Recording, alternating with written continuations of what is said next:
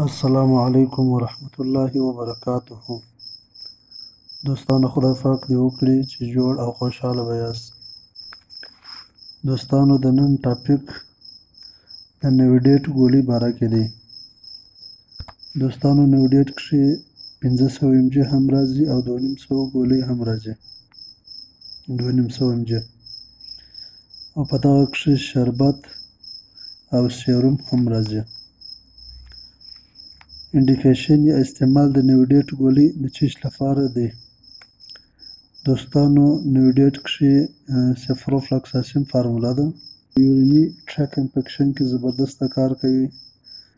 مثلا کله د پښتورګو درد وي یا د پښتورګو جراثیم وي یا د مثانې څه تکلیف وي یا سوزک وي، نو په دغو ټولو مرضو کښې نویډیټ ښه کار کوي.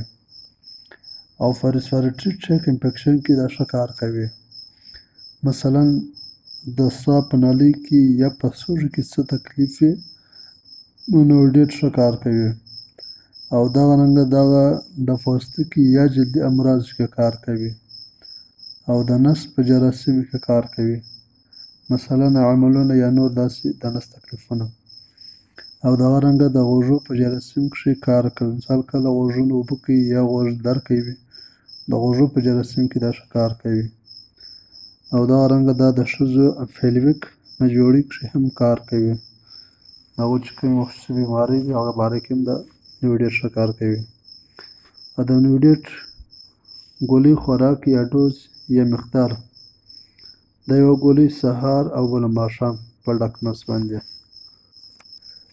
سایډ افیکټس د نویډیټ چیچ دی: د سر درد، خواګرځۍ او خارش کېدلی شي. وارنینګ، یعنې په دغه حالت کې به دا بالکل نه استعمالوئ. نویډیټ ګولۍ به هېڅکله د حمل یا پریګنسي په دوران کښې نه استعمالوئ، ځکه دا د حمل د ضایع کېدو یا د کوچني کم چې د مور په نس کې دی هغه باندې د اثراتو سبب ګرځي. دوستانو خدای پاک دې وکړي چې دا ویډیو به ستاسې د خوښې وړ ګرځېدلې وي. د ټولو نوي او زړو دوستانو څخه خواست دی چې سلام فارمیسي چینل سبسکرایب او لایک او شیر یې کړئ.